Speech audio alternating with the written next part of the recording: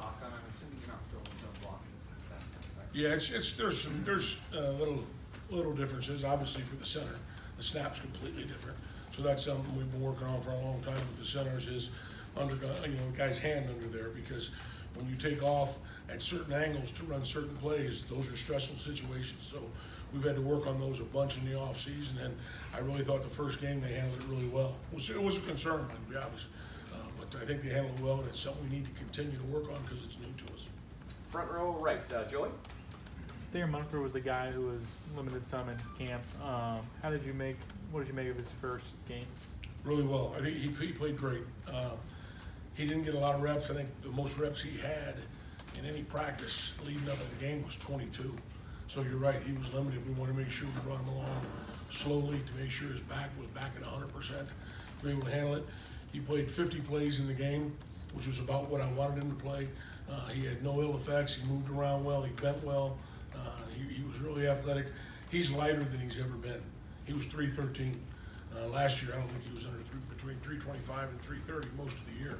So I think that helped him a little bit, took a little stress off his back, but he played extremely well. You see that increasing over the following week? Absolutely, yeah, I do. Front row right, Austin. Stud, when you looked at Jonah Jackson coming in, everyone assumed that he would start right away, but he still had to transition to a new program. How did he do that so successful? I think he is, and it's the first thing when we started investigating him right off the bat, and I went and met with him. The maturity level that kid has is unbelievable. I mean, he knows what he wants. He's goal-oriented. It was hard for him to leave his friends and guys there, but he wanted a chance to be successful. This game means so much to him in playing it. He wanted to have a chance to win everything, and I noticed that attitude about him, and that's what makes him a great player. His attention to detail, his seriousness. You know, I think Coach said it one day during two-a-days. We had the evening off, and everybody was sitting there on their phones, taking naps and sleeping, and Jonah's in there on his iPad watching film. It's a prime example right there. That says it all. It's important to him. And he came out, and I don't know if you watched it, I think he had 9 knockdowns, he was extremely physical. He finished, and then you watch that film, all the younger guys are like, oh, maybe that's how you're supposed to do this. Yeah. You know, so that effect that he had on that room was unbelievable just in one game. I was trying to remember if he said it was 9 knockdowns. That seems like a pretty good debut. What kind of love, attention do you get in the offensive line room when that's the kind of number you put up? That's what we celebrate together. You know, we close the doors and we celebrate those kind of things together, but because that's the extra effort. That's the one thing I understand the culture of the program, what we ask them to do. Go hard. Go hard, period. If you make a mistake or you don't understand something, blame me. That's my fault. But I'm not going to tell you to go hard. And that's the one thing that kid does, and he'll set the tone for the rest of the group and the rest of our team as guys watch his film and watch what he puts on film, because he goes to the end now. He goes just past the echo of the whistle. That's what we talk about. Just past it, you know, because that's what I want. And if something happens sometime, that's good. Okay, that's on me. That's on us. But I want you to play hard, go through, finish your block to the very end, and that's what he did. And it'll make us all better for it. Front row right, Tim. Yeah, Stud, there were a couple of plays where after the play, you saw these big offensive linemen jumping up and down like they were little kids and stuff. Is that what you wanted out of that group? I mean, how much of a dream start, I guess, was it? And I got to follow up. Awesome. That's exactly what I want, to be honest with you. Here's young guys that don't have a lot of game experience. And if you watch the first touchdown, we run the sweep with the zone. Justin pulls it and goes. They're running behind the play, sprinting. Pump fist, that's what I want. That's exactly what I want. Go hard, be enthusiastic, love what you're doing, love who you're doing it with. And that's exactly what I won't accept anything else. That's one of the benefits of coaching a youth group like they are. That enthusiasm, I want them to have that and keep that. In the second, third quarters, what kind of like fell off there from your vantage point? Well, I think they started doing some different things. A couple movement things hurt us. They started blitzing more. All right, we had to finish some blocks and finish some things. And it's like anything else. Once we get a first down, we're really confident. If we don't get the first series, we don't go out and get a first down, we start to get sluggish and slow down. That's what happened. A couple incomplete passes, a run for no gain. Now all of a sudden you're in third and long and converting those things. So I think it was just attention to detail, and maybe when it was 28-0, they took a little bit of a lull. You know, I don't like to see that, but I think that's a little bit what happened, part of it too. But then again, they fought back through it and started grinding and got the thing back going again, which again was good to see.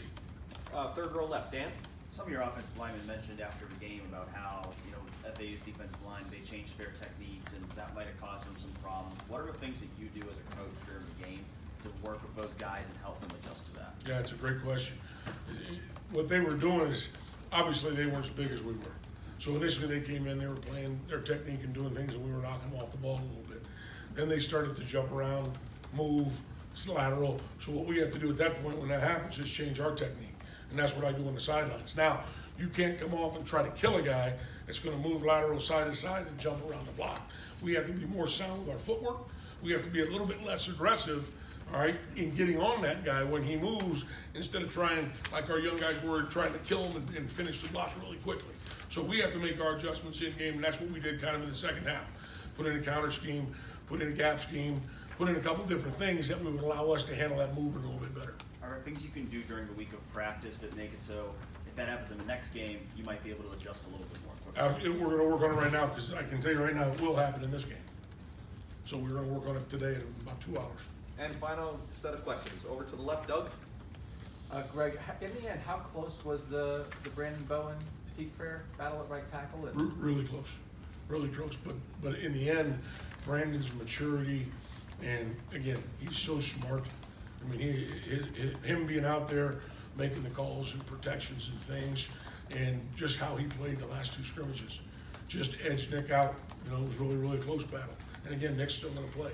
Just like Albie's still gonna play on the other side. Because I think those 4 kids can play a lot of football and keep us fresh throughout the season without having guys absorb too many snaps. The starters, I think, absorbed 75 Saturday, and then Nick got 25, Albie got 25. Well, they still got their work, and then the young 3 guys inside got about 12. It's good. They all got to play. But that'll keep us fresh throughout the season and allow us to stay healthy. And is that when you have a talented young guy like Nick, and he's trying to win a job and he doesn't do it, what do you have to do as a coach to make sure he stays connected, stays upbeat? You're exactly right. You have to keep his confidence level up. Because, you know, obviously both those kids were battling their heart out for that job. And when one loses the job, disappointment sets in. And I just had to sit down with Nick and tell him, hey, listen, it's coming. Don't press. It's coming. You're doing fantastic. It's not anything that you did wrong. You're still developing. You're still coming. Don't worry about that. Keep working on your game and keep developing, because you never know what's going to happen. And final questions. Over here to the right, It Doug. was Bill. also Josh's first start. How did he play? Really well. I tell you, all the things that we put on our center here, making the calls and doing all those things, and then we're in the shotgun, then we're under center, and then he handled it magnificent. I was worried about it. I thought it might be a little too much on him early, but he really handled it well. He played physical as well. He had 4 or 5 tremendous blocks down the field. That touchdown run, he hits a linebacker and he's sailing through the air as Justin goes by. And so he was able to overcome his nerves, because I knew he was nervous before the game. It was his first start. But he was able to overcome his nerves and really play physical and still handle all the things mentally. I think there were only 2 misidentifications that he had the entire game, which was excellent. I thought there would be some more, you know, being his first game and how nervous he was, and there weren't.